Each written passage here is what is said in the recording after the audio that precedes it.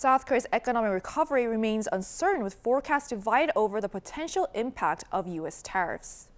For more on this, we have our economics correspondent Moon Ji-young in the studio. Welcome, Ji-young. Thanks for having me. Right, to start us off, let's start with the global economy. So what are the key growth projections and what risks could shape next year? Yes, Sujin. So the 2026 global economic picture, as framed by the Korea Institute for International Economic Policy, is one of a buffered slowdown amid an asymmetric world. This implies a global economy with no clear common direction, exhibiting differing trends across regions, even as nations partially mitigate economic shocks. The state-run institute projects the global economy to grow by 3% in 2026, matching this year's pace. This represents a 0.1 percentage point upward revision from the institute's previous forecast made in May. A major downside risk is the rapid shifts in the new tariff and trade order. The impact of U.S. tariffs slow global trade volume growth, weakening the multilateral trading system. As countries with a high dependency on trade will find it difficult to avoid pressure from reduced exports due to worsening external conditions, this uncertainty in the trade sector is one of the most significant downside risks. Additional risks include weakened physical capacity and disruptions from imbalanced AI investment. Regionally, growth rates vary. As tariffs dampen consumer sentiment, the U.S. economy is forecast to grow by 1.6%. The Eurozone is projected to grow by 1.1% and Japan by 0.6%. Among emerging markets, China's growth is expected to moderate to 4.2%, slowed by the 2025 base effect and ongoing trade conflicts. Amidst moderate forecasts and risks, Kiev emphasizes critical international cooperation for navigating the asymmetric era despite limited policy options. So moving on to the domestic front, how is South Korea's economy expected to fare next year, particularly with changing growth dynamics?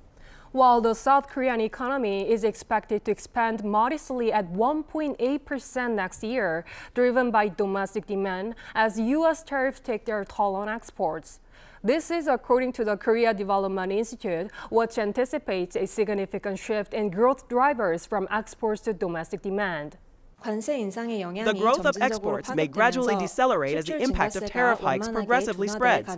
However, with consumption improving due to falling market interest rates and expansionary fiscal policies, accumulated construction orders are expected to partially translate into construction investment with a time lag.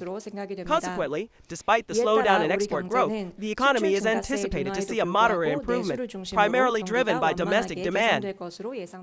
The state-run institute anticipates private consumption to rise by 1.6%, buoyed by falling market interest rates and expansionary fiscal policy. Construction investment is projected to rebound to 2.2% growth after a severe 9.1% contraction this year.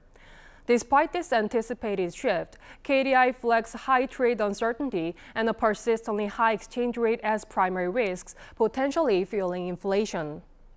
So many other institutions, both at home and abroad, offer varying predictions for Korea's economy in 2026. So can you tell us more about this?